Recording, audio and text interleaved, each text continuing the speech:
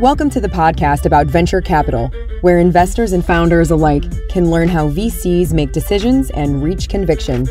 Your host is Nick Moran, and this is The Full Ratchet. Guru Chahal joins us today from San Francisco. He's a partner at Lightspeed Venture Partners, focusing on cloud infrastructure, cybersecurity, and DevOps. Guru has had multiple exits as an entrepreneur, most recently with Avi Networks, which was acquired by VMware in 2019. Guru, welcome to the show. Thanks for having me, Nate. Such a pleasure to be here. And I have heard just amazing things about the show from my partners and from other people in my network. Just delighted to be here. Well, we're delighted to have you. Can you walk us through your background and give us your brief overview to VC? Sure. It's about as straight down the middle as you can imagine by Silicon Valley standards. I studied engineering in the Midwest. I'm a Boilermaker. I went to Purdue. Very quickly realized when I graduated, most of the innovation and most of the action in technology was on the coasts and mostly on the West Coast. So moved here to California.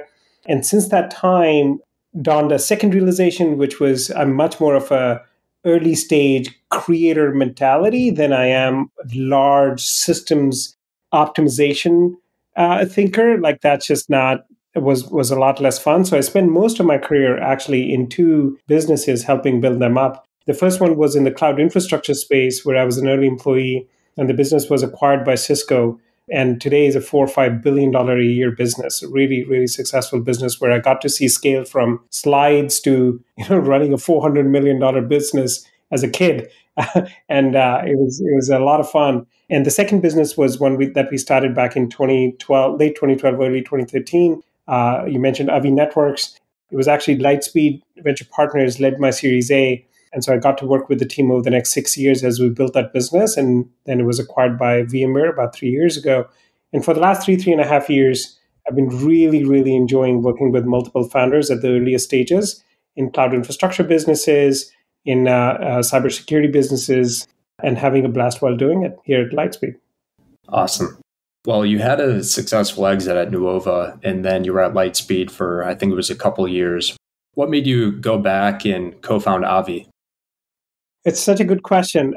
To be very candid, two things happened. One, I wasn't ready for venture. And I think venture is you have to join venture when it really is your calling. You have to get the timing right. I still had that itch. I just still felt like, wow, I just built this business. It's amazing.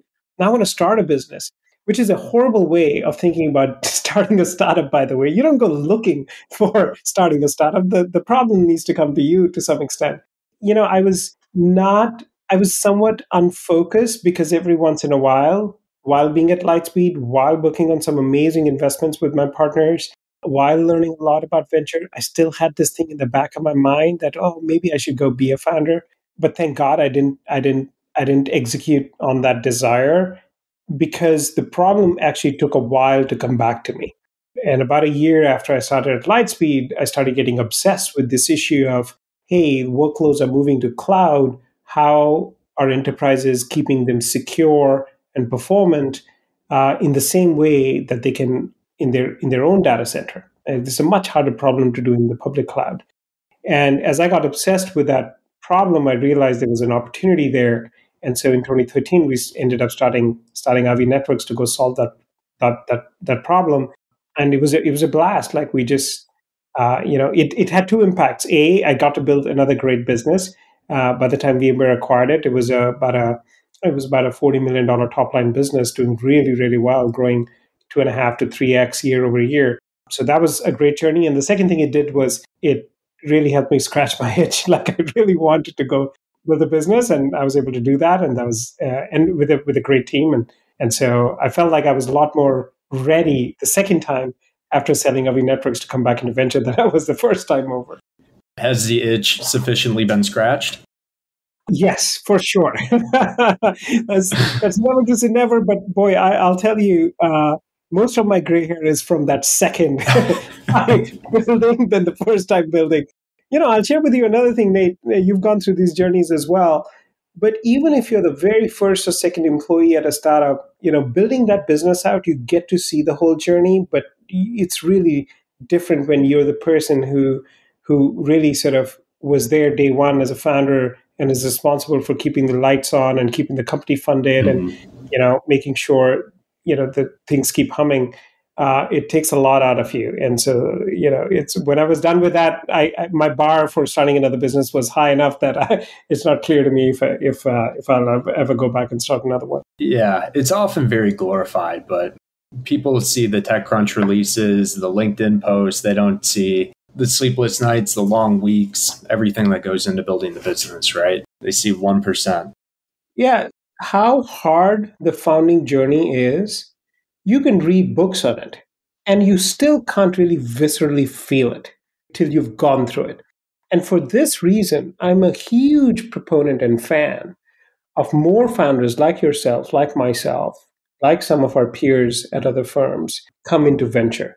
Because I think the one superpower that we have is we walked in that founder's shoes, and we can, at a minimum, empathize with them, but ideally not just empathize, but also help them look past corners, also help them understand what are some of the unknowns that might come out of the blue and derail the business. So I think, and that has been incredibly awesome to see over the last 10 years. My first iteration venture and my second iteration venture, a lot more founders, a lot more operators, a lot more people who've built businesses with their bare hands are now coming back and saying, hey, not only do I want to take on investing as a career, I really want to do right. A lot of people did right by me. I want to do right by others and really sort of give back as well. So it's actually amazing to see that.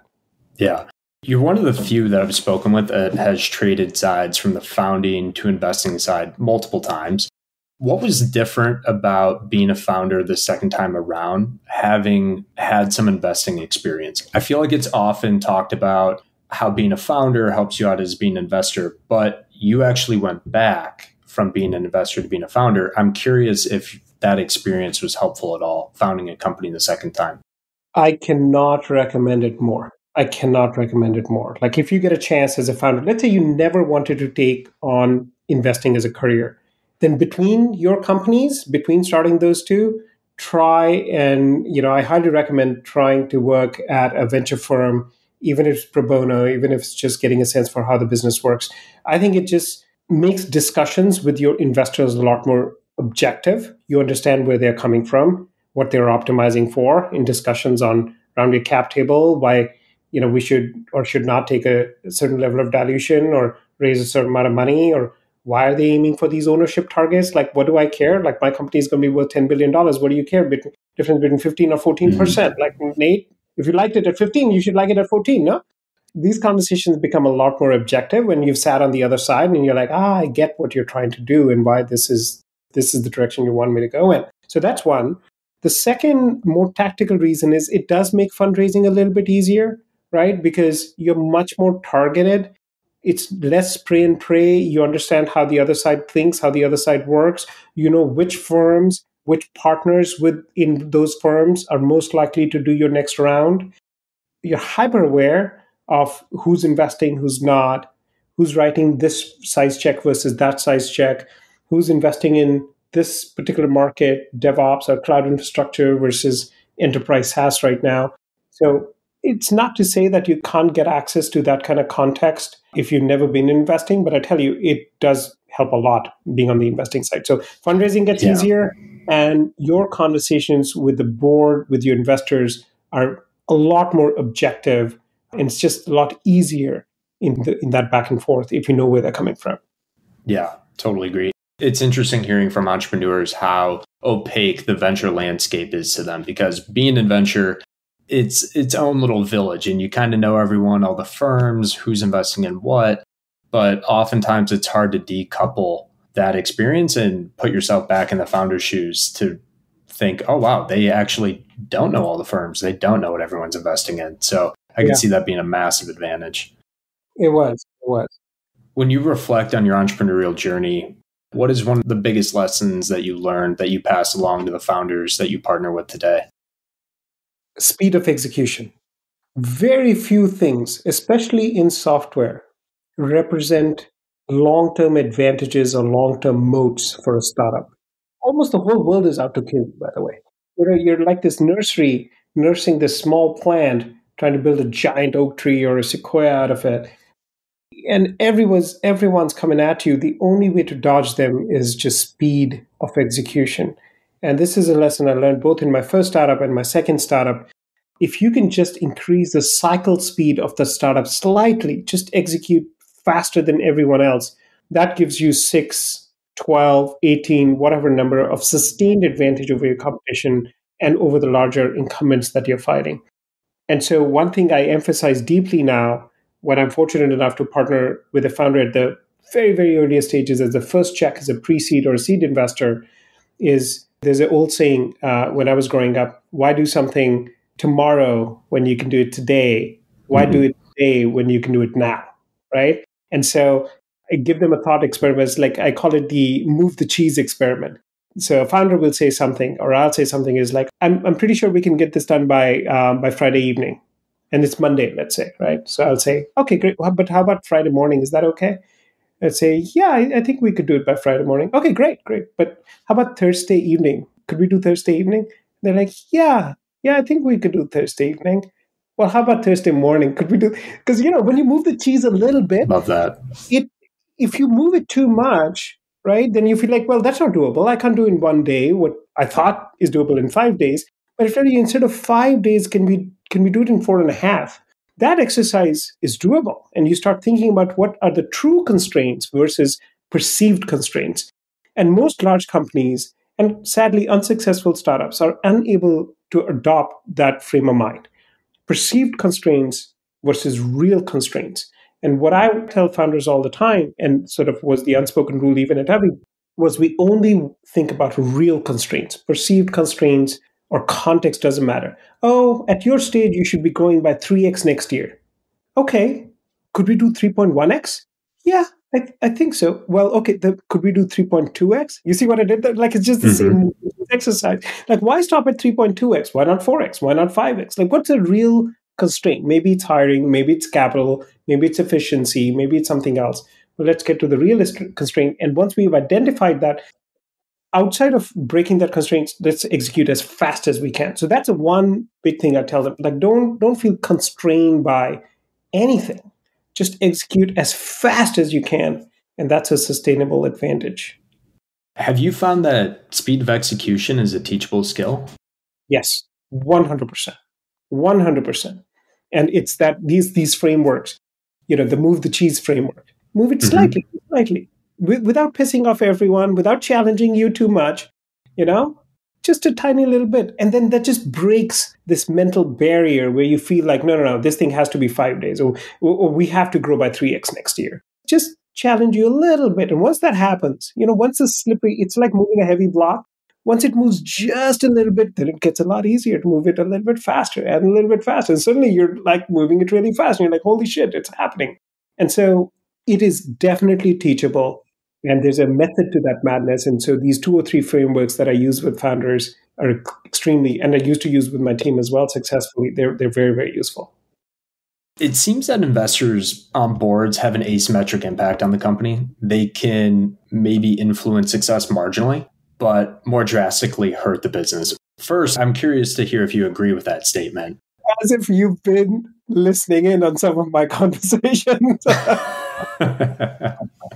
So I take it that's a yes. Oh my God. I say this all the time. It's like great investors can help your business inflect by a few percentage points. Just and that's life changing curve. It helps a lot, like maybe 5%, maybe 7%. They can definitely do that.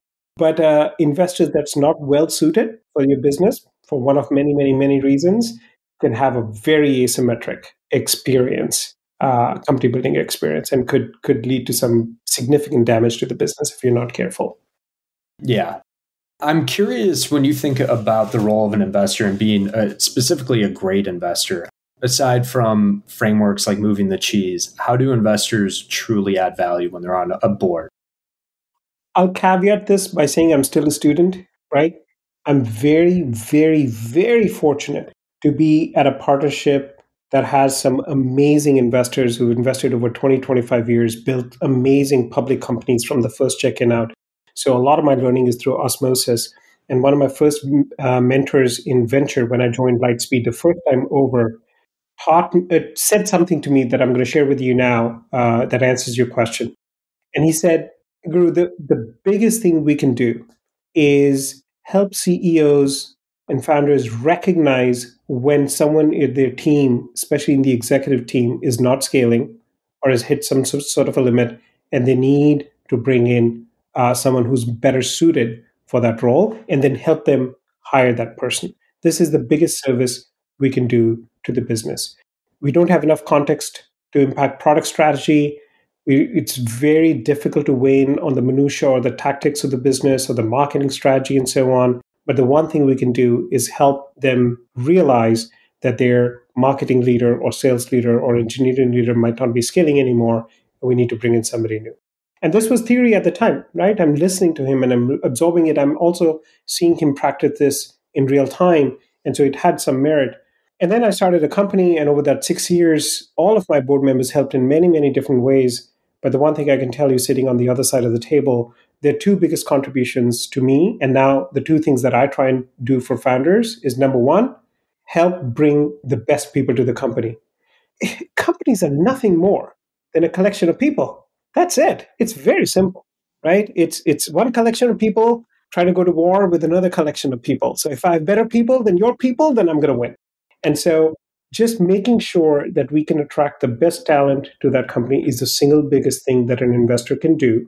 And then the second thing, which is also related to that first one, is opening up a founder's minds to the art of what's possible, right? Because again, back to our previous topic, there are perceived constraints and real constraints, and often we are beholden to perceived constraints. And just helping founders understand, well, this is how interesting this could be. These are all the things, in the fullness of time that we could go and build. This is how large this company could become. And I'm a very visual thinker. So I tell people about, companies I've been very fortunate to work with and examples of, look, that huge building with 1,000 people or 1,500 people inside, I knew that CEO and we wrote that first check into that company. And today the company's name is on top of that building. So when you drive on 101 and you look at, you don't even think about it, but that would be us. And so opening up someone's mind to the art of what's possible, I think that as a soft skill, and then an actual hard skill, actual help that is quantitative, is helping attract great talent to the company. I think those two, you do those right, everything else will take care of itself. When it comes to the talent piece, are you spending time every week recruiting for your CEOs, or are you building your own talent network and building out that bench to place in prospective portfolio companies? How do you go about providing the most value, and what have you found that works very well? So I spend vast majority of my time working with existing investments is on actually interviewing and helping them find and close great candidates. Just this week, we're 4 days into the week, and I've spent probably cumulatively somewhere between 4 to 6 hours on hiring, interviewing, and hiring related discussions. And it's a significant portion of my time. And in helping these companies, I have the luxury of being able to stand on the shoulder of giants. So at Lightspeed, over the last 20, 25 years, because we believed in the criticality of this function, we've built an entire team behind to help with both executive hiring as well as individual contributor hiring. And the executive talent team, some amazing individuals like Pete Steinley and others who were managing directors at exec recruiting firms earlier. So very, very senior leaders who have vast networks. And so when one of our companies is looking for the next great marketing leader, we're able to tap into those talents using our own internal teams. And when we run out of those avenues, then we're able to actually help them engage with external recruiters as well to bring in talent. But I'm involved in all the searches. I do interview every single person, every single executive that's been hired into our portfolio companies. And that's not just to interview, but also, again, to paint that art of what's possible, because often, these amazing functional leaders want to hear directly from the investors to why did I invest? Why do I believe this company could be a public company one day? And so, that's really helpful. Plus, I'm looking for fit, right? It doesn't serve anyone if the company is great and the functional leader is great, but there's just a mismatch in impedance. And you can just tell from that interview that, hey, this is likely not going to work out. Why don't you go back and talk some more with the CEO, with the company, and address these concerns? Because You don't want to be 60 days into a job being like, oh my God, what did I do? Or the opposite, where the company's like, why did we hire this person? Definitely. Switching gears a bit, leading up to the show, I spoke with a couple of founders that said they had the opportunity to get to know you through the diligence process and get to know the team at Lightspeed. And they raved about the experience. And I'm curious, how do you become the type of investor or person that a founder wants to work with? It's a good question. I'll tell you the driver to want to become that person. So first of all, thank you for sharing. And we mess up all the time, by the way, just to be clear. But we try and make sure that every founder that we interact with, that I interact with, my partners interact with, we're respectful and bring our full self to that engagement. And hopefully that, even if we're not investors, because the statistics in the business are really brutal. For every 100, 200, 300 companies we might speak with, we might make one investment. So it's just nose all day long to these amazing businesses and amazing founders. It's not an easy job in that sense, but we try and do our best in leaving it in a good place. We sometimes fail, but I'm glad to hear that that's not the case, certainly in your research. So that's great. Now, there's one driver I have personally to try and do things right by every founder. And that driver, as you might imagine, was a very, very poor experience I myself went through as a founder during my Series B raise with a very well-known firm on Sand Hill. And so I came off that experience so annoyed. I was like, okay, A, I'm never going to talk to this firm again, ever. And two, I'm going to make sure that, if I was to ever go back to investing, I'd never engage in that kind of behavior. And again, because imagine my reaction, right? I'm walking out of that Series B meeting. It's obviously a pass. I've had a really, really bad experience. If I'm never going to go back and I'm going to keep telling my network, it's like, hey, don't go back to that firm. That's really bad for business. That's one. And two, in terms of actually being prepared, at Lightspeed, we do it in a way that is, I think, pretty unique to Lightspeed. So we are depth first investors, right? So we're not everything to everyone. We're not, high velocity, do tons of investments kind of partnership. We're a high conviction, low velocity partnership, right? Do the work, get to understand the market, and then go deep in that space. In my case, cloud infrastructure and cybersecurity, and then make investments in those spaces. Be very thoughtful. Do 1, 2, maybe 3 investments a year. What that allows me to do then is the next time you and I talk and you're starting a company in cybersecurity, it's not an uninformed. It's not a, what do you think, Nate, your biggest challenge will be? Like, it's not a generic question. It's a very specific question. It's like, but Nate, have you thought about this and this and this? And I was talking to the CEO of Fannie Mae the other day, or the CISO at Home Depot the other day, and they didn't quite articulate the problem the same way. Have you thought about that? So it's just a lot more informed discussion on both sides. And when I say no, I have better reasons than a generic reason that it doesn't feel right. I was like, well, this is what, because I think of the market this way and you think of the market this way. One of us is wrong. In all probability, I'm wrong because I don't have the context that you do. But respectfully, I'd like to see another 12 or 18 months of execution before I acknowledge that I was wrong and then come back and pay 4 times the price for the same equity, which will still have me. So I'm very open. I'm very transparent. All of us partners are. We generally only take meetings in sectors that we understand really well. And we have deeper engagements with the founders we work with. And that specialization enables us to do that. Do you think specialization can also have a downside, or can it lead to misses? It does lead to misses at Lightspeed all the time. And so the way we handle that is, A, keep an open mind. Like we're never beholden to our own thesis about certain markets necessarily. Obviously, the founders are much more informed about those markets. The other thing is ensuring that we're, constantly thinking about expanding the team to bring in folks who are much more knowledgeable in emerging areas and markets, right? The markets I focus on have been around for a long time, but I'll give you a real example. So my partner Gaurav rejoined Lightspeed about the same time that I rejoined back in 2019. And he's an expert in open source. I mean, he was at Splunk for 5 years, and then he helped really as one of the early employees build Elastic from that early stage almost all the way into the public markets. And he's just an amazing individual, an amazing human being, and a total expert when it comes to open source-based, enterprises and certain parts of observability and data markets. And so we realized back in 2019 that, hey, we do need a specialist that has been in those markets for a long time and understands what it takes to build a business there and can have a much deeper conversation with founders who are looking to build businesses of those type or using that kind of go-to-market. And so, Gaurav was kind enough to accept our invitation to join the team, and he's been amazing since that time. So that's it. One is keep an open mind to recognize, when founders tell us, hey, this is change happening in the market, and we're like, wow, that's interesting. Let's go read up on that and get to know more about that. And then go hire specialists in those spaces once we have some level of conviction that there's something really interesting going on. What have been some of your biggest misses, or when you reflect on your biggest misses, do you have a learning or a key insight when reflecting on them? All of my big misses have been due to lack of conviction on market. Almost all of them. If I look back to the investments where I hadn't, listen, misses you need to be true to yourself, right? These are where truly I had an opportunity to invest. It's not like, the founder and I, cross paths on the same plane ride to a conference. And so, that was a miss. Like, no.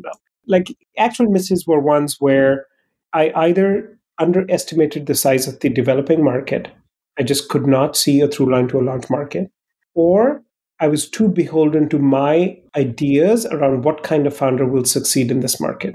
I'll give you a real example of this. So about 10 years ago, I still remember I was in Palo Alto at a Pete's Coffee, sitting outside in this beautiful California weather, having a coffee with the then and now CEO, and of course then CEO and founder of Datadog.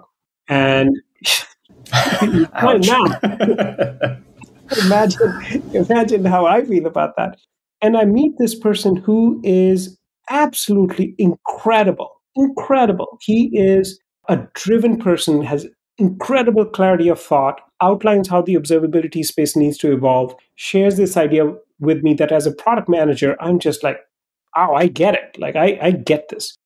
And he's also an amazing engineer. He was behind a project called VLC that to this day, but certainly then, was the most popular media player on Linux. So if you were used to running Linux desktops and you were going to download something to watch, a video, it was going to be VLC, right? The QuickTime equivalent of that world. And that open source project, Olivier was behind that open source project. So there was so much that was impressive. And yet it was difficult to think about a very core, at the time it wasn't called observability, it was the monitoring market, right? So it was difficult to think about an old school, staid enterprise monitoring market being disrupted by someone who had not been in that space for an extended period of time, right?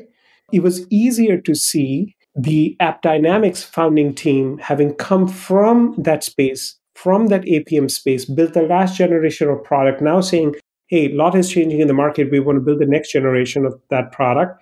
It was a lot easier to see that because it's like, yeah, you're the expert. If you're saying this is what needs to happen, I trust you. And so you go. Whereas it was a lot harder to see that with Olivier at that stage, like this is late 2011, early 2012. So, we all make mistakes. I often make them because I can't see a size to a large market, or I can't open up my mind to what kind of founder might succeed in that space. Has the way that you approach market sizing shifted over time as an investor? Like, are there times when the founder speaks with such clarity and has such conviction in the market that you're willing to put your own market sizing to the wayside and trust in the conviction of the founder? I'm getting better. It is an active effort on my part. It's literally one of the constant sort of mental post-its that I have, where every time I find myself in an internal debrief or with a partner saying, you know what, but what about the size of the market? I was like, no, Guru, stop. It's not go there. And so I have this mental exercise. I try and put that challenge question to myself. Say, okay, so before I start, assuming that the market is really small, let's play with this a little. What's the art of the possible here? How could this become a massive market? Let's force ourselves to look for that little speck of light at the end of the tunnel. And when you do that, when you force yourself to take the bull case, then you tend to be a little bit more systematic about it. But I'm still, it is still a problem area and a blind spot for me personally. So I'm working on it. Ironically, one of the founders that I spoke with, and I asked if Guru invested, and he said no, he didn't believe in the market size. Yep. That sounds like me. Still working on it. Still working on it. Still working on it. I did want to talk about some of the areas that you invest in, and we're on the topic, and they're interesting. Cloud infrastructure, cybersecurity, we're talking about DevOps a bit, and observability. Most don't realize how cobbled together the underlying infrastructure of the internet is and how legacy many of the technologies are. And we can probably spare the history lesson here, but what about the infrastructure layer gets you so excited as an investor?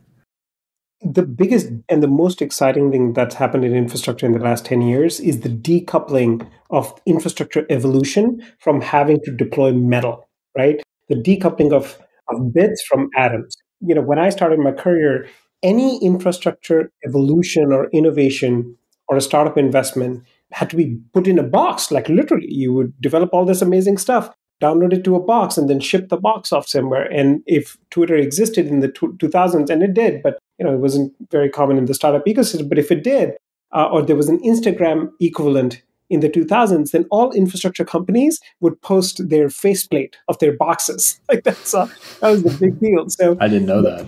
Yeah, so it was amazing, right? So we invested in Nutanix and a whole bunch of super interesting companies. And literally, when the MVP of the product would get shipped, it was literally get shipped. And people would click pictures of the faceplate, say, look, ta-da, GA, like we're shipping to our first customer. And you'd see pictures of their warehouse and stuff. And that's great. That still happens in certain industries. But the issue is it arrests the speed of innovation because now you're constrained by physics. How much metal can you buy? How quickly can you bend it to build this box and download your software? And then how quickly can you ship stuff? It's a brutal, brutal exercise to manage real world bits and so on. And so what happened, I would say this really sort of started happening at an increased pace in the early 2010s, is enterprises largely sort of decided, for new stuff, we're going to go to public cloud if we can. And that just fundamentally changed the pace at which you can innovate. And you can see some of the largest companies in enterprise IT today, from the Snowflakes of the world on down, these are companies that are built literally on the cloud, never bought a piece of box, never had to bend metal, never had to download, ship, track a box, never had a pissed off customer saying, you said the box was going to be here yesterday. It's not here yesterday, only to discover it's still sitting on the loading dock somewhere, either on ours or theirs. None of that. It's beautiful. Proof of concept is as simple as you and I hopping on a call and saying, yeah, just click here, connect to your Amazon account, and we'll start the POC right away. That has fundamentally changed enterprise infrastructure. And I'm so, so excited. There was one thing I could invest in a year in 2005. In 2025, you could invest in 10 or 20 because now 20 teams can afford to build for 1/10 the price, at 10x the speed, innovative technologies in networking, security, observability, data infrastructure, DevOps and software development lifecycle infrastructure. Just the pace of innovation is mind-blowing. I can barely keep up. There are open source projects that came out 2 months ago that have more excitement and broad endorsement and community interest in 2 months than, when I started my career, it would take companies years to get to that level of excitement. And so I'm excited. I think there's going to be just incredible innovation in infrastructure over the next decade or more. If you rewind back to when you first joined Lightspeed, and it was 2011? 2012, early 2012. 2012. When you rewind back to 2012, and I'm sure you had theses on particular areas of interest, if you fast forward to today, how has the market evolved in ways that you didn't expect? And how does that change the way that you approach thesis building today? I think going back to my market comment, I underestimated how large both the markets I focus on, cloud infrastructure and cybersecurity, could get. But not only that, at those sizes, how fast they could grow. Right? Back then, if I told you a particular market, pick a market, was a $10 billion market, annual spend by customers every year. And you said this market is growing by 5% year over year, Guru. I was like, that's pretty good. That's faster than IT normal, which is faster than GDP normally. That sounds pretty respectable. And yet cloud infrastructure is today, if you just look at three companies, AWS, Google, and Microsoft. Depending on the company growing, their cloud businesses are growing anywhere between 20 to 50% a year. And the scales, the smallest one of these is at $20 or $25 billion a year. So you have companies and businesses that are 20, 30, 50, $70 billion a year, still growing at 20 to 50% a year. If you told me that in 2012, I mean, it wouldn't even be worth a discussion. I'd dismiss that offhand, which would be so silly. Today, cybersecurity is $130, $140 billion a year in spend. Okay, you know what's the CAGR on this thing? It's still growing at 15 to 20% a year. IT is growing at 4% a year. GDP is contracting. I mean, puts things in perspective. But it completely shifts your perspective, and the size of prize is just so much larger because of that. That is the single biggest difference, certainly for me, from 2012 to 2022. You mentioned Amazon, Microsoft, Google, the large cloud providers. Do you think they can be competed with? Or what do you think about the future of the large cloud providers? So the future of large cloud providers, they'll definitely continue to grow because their offering is just so compelling. It's like, would you like to buy hundreds of things and then real estate and then build a data center yourself? And the answer is no. So their value prop is very compelling. And I think their core business of offering, compute as a service, storage as a service is very compelling. So I think they'll continue to grow and they will dominate. And there'll be a class of workloads that is much, much better for an enterprise to run on premises. So that'll also stay, but it'll be a minority of the market. Your first question, though, is much more interesting and something I'm pretty passionate about. Nothing pisses me off more than someone dismissing a startup's approach or product by saying, oh, well, but AWS could do it. Or what if Google does it too? Yeah, sure. That question has existed in technology ever since technology existed. You could have in 1950s argue, or 60s or 70s or 80s argued against the PC by saying, well, what if Cray did it? Yeah, the what if, sure. But it just doesn't make sense for these cloud providers to provide the depth of product that a single startup that is focused on one area can. My own startup, Avi Networks, we were building an elastic load balancer. We started building that product in 2013. Amazon has had one since, 2008 or 9. They had a 5-year lead on us. And yet we started the business and we successfully competed and won some of the most sophisticated enterprise accounts in the world. So you can do it. And now, thank God, it's a little bit easier to have that conversation because you just say, can you go look at Snowflake's market cap? Then come back and we'll chat. Because it's not that Redshift is not a great product. It's not that BigQuery is not a great product. And yet Snowflake, I think yesterday or day before, again blew away their number, again increased their guidance. And that's because when you put your mind to it, you can beat these cloud providers. And the reason for that is quite simple. If you look at any large cloud provider and the internal team that is focused on a single service, look at the size of that team. Maybe 10, maybe 20, maybe 30 people working on that. You can hire 30 people as a startup, and you can hire 30 people of a much higher caliber than the talent that these large companies can attract. And so you can build a better product. You don't have the incumbency advantage. You don't have the other sort of bundled in advantages that these cloud providers do. So a bar for your success is higher, but you can absolutely beat the cloud providers with a superior service. Are there any opportunities around services that you're especially excited about? I think in security, observability, and data infrastructure, massive, massive value yet to be created by startups, all three of those areas. Cyber is interesting because you hear on one hand that it's very saturated and that there's a lot of providers. And then on the other end of the spectrum, it's very large. And as you said, it's growing 15%, 20% year over year. I mean, it sounds like a market that you're clearly still excited about. I'm curious how you handle some of the objections that there are too many players in the space or that the opportunities just aren't the same as they were used to be. And a lot of this growth is actually going to the companies that are already in these markets.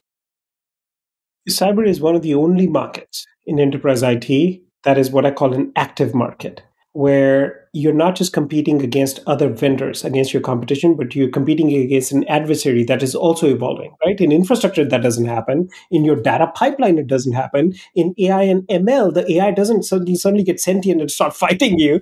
Like it just doesn't happen, right? But in cybersecurity, not only do you have to build a great product, it's a treadmill. You have to continue to make it better because your adversary is constantly poking and prodding and trying to find ways of beating your product. And I think for that reason and that reason alone, cybersecurity will forever be a super interesting space for startups to build in, because incumbents, by their very nature, get large, they're slower to evolve, which makes it easier for hackers and bad actors to work around their products. And so there's always going to be appetite for best of breed startups to build a great product and for enterprises to source from the startup. So that's one. The second reason why cybersecurity continues to be exciting is because more of our daily lives are becoming digitized, right? More of what we do, more of commerce, and increasing with Web3 and crypto, more intermingling of finance and technology happens, which means you're more prone to security-related challenges in the digital world than ever before, and the damage is much, much bigger and and so the investments are much larger in protecting against those threats. So that's at the 30,000 foot level why cybersecurity will forever be interesting to me. At the tactical level, you ask a great question, which is, well, isn't the market going to get to a point where it's just too fragmented and CISOs are like, that's it, I'm done. I'm just going to buy everything with Palo Alto Networks? It's possible. It's definitely possible. And I think that's where you have to invest as an early stage investor, not only in the use case and the market that that team is building against, but also in equal parts in that team itself. Because if the market sort of starts pivoting into consolidation, then that team is going to have to pivot very quickly and add more swim lanes to their product line so that they've got a broader set of portfolio and a broader set of things that they can take to the market. And if the team doesn't have that desire, aspiration, or imagination to be able to do that, if they're very sort of fixated on one use case, then if the market pivots away from you into a consolidation play, then you could have trouble. But, I've heard this thing about cybersecurity for 20 years, man. Like, and yet hasn't happened yet. So I just don't believe in hyper consolidation in the cybersecurity market. It's just not that kind of market. Do you expect it to keep growing 15, 20% for the next 3 years, 5 years? How long do you think it can sustain that sort of growth rate? Minimum 5 years. Minimum 5 years. Wow. Minimum 5 years. It'll continue to grow at that pace. Minimum of 5 years. It's amazing. Like, look at business. You can walk in the physical world and look at a commercial business, and there's more and more and more technology in those businesses. I'm just constantly surprised by how much technology there is in your local hardware store now, in your local doctor's office, small primary care practice, in the local retail store, in any kind of business. So that rise of digitization is going to continue to lead to a rise in the need for cybersecurity. So I think we've got at least another 5 years of robust 15-20% a year growth in cybersecurity. Interesting. Guru, if we could feature anyone on the show, who should we interview and what topic would you like to hear them speak about? You should talk to Gaurav, my partner, and you should talk about open source, because that man has taught me more about open source and related emerging go-to-market models than I could have learned in a lifetime. Like, he's got more in his head than I could have imagined was possible.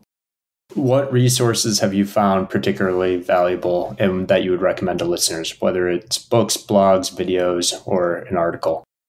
I'm not going to do, Nate, the usual thing of pointing to another technology blog or something like that. I would strongly encourage your readers to go read fiction. Just do something that takes your mind away from your regular day-to-day. Please, for crying out loud, don't take the advice that my mentors gave me, which I took, and it was very beneficial. My mentor told me, when I asked him that question, he said, go read company S1s, as many S1s as you can. It will teach you a ton about the business. And he was right. I learned a lot about these businesses that were about to go public, and I do recommend your listeners do the same. But if there's one advice from me personally you can take, go read fiction. I read a ton of science fiction. It is super helpful, helps me just unwind. But also, it's nice to be able to, at least for me, just imagine where we could go in the future. It's just awesome to imagine that. And it's interesting, actually, parts of the metaverse chatter are beginning to, it's like a bunch of the sci-fi we all read like 10 years ago. It's interesting. What's your favorite fiction book? Oh, there's no one, but the one that I read for the second time recently that, will always be one of my favorite is Seven Eves by Neil Stephenson. It's just, what an epic. And then, of course, there's, Dune and a whole bunch of others that are also equally, but they're already famous, right? It's just among the books that I do find a gap between how amazing that epic is and how little in my networks it's spoken about is probably 7/8. And Guru, what do you know that you need to get better at, aside from marketizing? Time management, for sure. Time management. I have another Guruism in addition to the move the cheese and a bunch of other things I say all the time. And that Guruism is there's only one zero-sum game in life, and that's time. And unfortunately, in my 20s and my 30s, I did not internalize it in the same way. But when you do realize that the only thing you cannot create more of is time, then you become hyper aware of every minute that you allocate to work and how you allocate that across work, and every minute you allocate to family and how you allocate that across family. I need to get better at time management. It's an ongoing struggle, but I'm hoping I'll get better. What's one piece of advice you would have given to your 25-year-old self? Oh, good question. Surround yourself with really amazing mentors and listen to them. I think on both of those, I was weaker. I had some awesome mentors, but I didn't actively add more to the roster. And I certainly did not listen to much of the advice that they gave me. I think it's a young person disease as well, but I wish I'd listened more. There were some amazing nuggets and amazing advice in there. And Guru, what's the best way for listeners to connect with you? Every place I've ever worked at, my email ID has been guru at. So send me an email at guru@lsvp.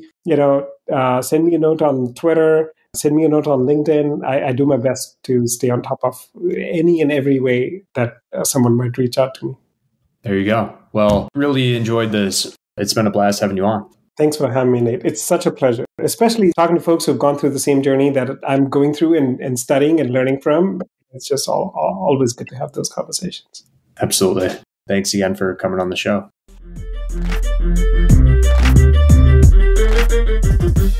That will wrap up today's episode. Thanks for joining us here on the show. And if you'd like to get involved further, you can join our investment group for free on AngelList. Head over to angel.co and search for New Stack Ventures. There you can back the syndicate to see our deal flow, see how we choose startups to invest in, and read our thesis on investment in each startup we choose. As always, show notes and links for the interview are at fullratchet.net. And until next time, remember to over-prepare, choose carefully, and invest confidently. Thanks for joining us.